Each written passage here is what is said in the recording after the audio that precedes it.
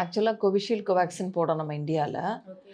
Actual real அந்த பேப்பரில் கொடுத்துருந்து பார்த்தீங்கன்னா 6 months to 1 year. அவ்வளோதான் அந்த வேக்சினுடைய எஃபெக்ட் இருக்கும், பவர் இருக்கும். இப்போ அதனால் இப்போ ஆல்மோஸ்ட் நீங்கள் சொன்ன மாதிரி 21 அப்போ தான் போட்டோம், நம்ம 21-22 தான் போட்டோம் நம்ம. ஸோ ஆல்மோஸ்ட் 3 years ஆயிடுச்சு இப்போ. ஸோ இப்போ நமக்கு செக் பண்ணி பார்த்தா தான் தெரியும் எந்த அளவுக்கு நம்ம உடம்புல அந்த கோவிட் ஆன்டிபாடிஸு இருக்குது. ஸோ பார்த்துட்டு தேவைன்னா கட்டாயமாக வேக்சின் போடுற மாதிரி தான் இருக்கும். இந்த இது ஃபாஸ்ட்டாக ஸ்ப்ரெட் ஆகுது அப்படின்னா வேக்சின் ஒன்று தான் நம்மளுடைய ஒரே ஒரு ஷீல்டு.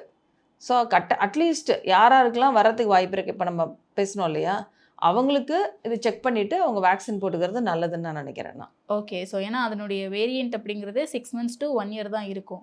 வேக்சினோட பவர் அது எந்த வேக்சினாக இருந்தாலுமே இந்த கோவிட் வேக்சின்ஸ் எல்லாத்துக்குமே இதுதான் அவங்க கொடுத்துருக்கிறது. பட் ஒரு சிலருக்கு இருக்கலாம் லாங்காக ஒரு 2 years 3 years இருக்கலாம்.